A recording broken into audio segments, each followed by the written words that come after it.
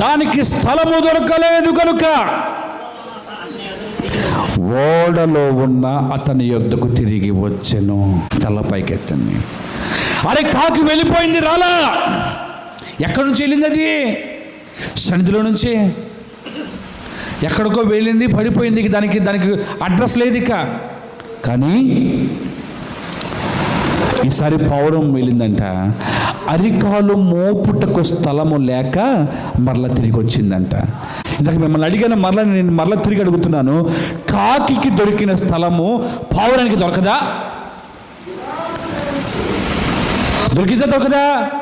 శవాలు దొరుకుతాయి, నిలబడ చూసా దర్జాగా. ఎంతసేపు ఎగురుతామో, ఆగుదాం ఆ శవం మీద. ఈ చెట్లు పొట్లు మొత్తం నేల మీద తేలుతానే ఉంటాయి కదా. చచ్చిపోయిన మొద్దు ఎక్కడో కనపడుద్ది కదా, కుళ్ళిపోయిన మొద్దు ఎక్కడో కనపడుద్ది కదా. ఆగుదాం, ఎంతసేపు ఎగురుతాం అనుకుందా. అక్కడ ఏమని రాసింది తెలుసా? అరికాలు నిలుపుటకు స్థలము దొరకలేదు గనుక.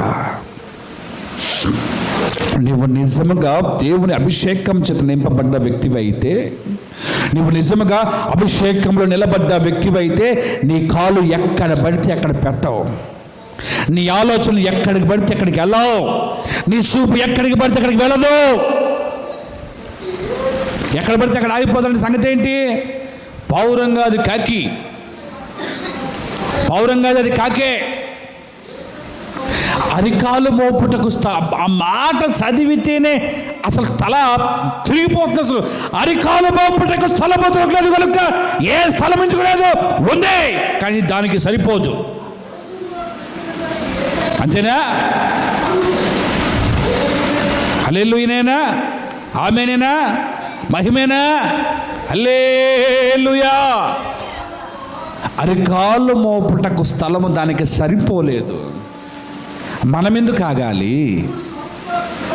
మనమెందుకు నిలబడాలి దాంట్లో? అసలు నీ పునాది ఎక్కడమ్మా? నీవెవరు? ఎలా పెరిగావు? ఎలాంటి వైభవంలో నుంచి నువ్వు ఉన్నావు? ఎలాంటి వైభవంలో పెరిగావు? సేవకుల చేతుల మీదుగా పెరిగావు, సేవకుల యొక్క మాటలు వింటూ పెరిగావు, వాక్యము చేత నడిపించబడ్డావు. నువ్వు ఆగిపోవటం ఏంటమ్మా? బయటికి వెళ్ళిపోతే ఎలా ఉండాలి? చెర్రగిపోవాలి కదా నీలో ఉన్న ఆత్మని నువ్వు ఉపయోగించుకొని. అరే నిన్ను ఉపయోగించుకుంటూ గొప్ప కృప కనపడాలి కదా. ఎక్కడికి వెళ్తే అక్కడ ఆగిపోయి, ఎక్కడికి వెళ్తే అక్కడ ఆగిపోయి. ఎందుకు ఆగిపోవాలి నువ్వు?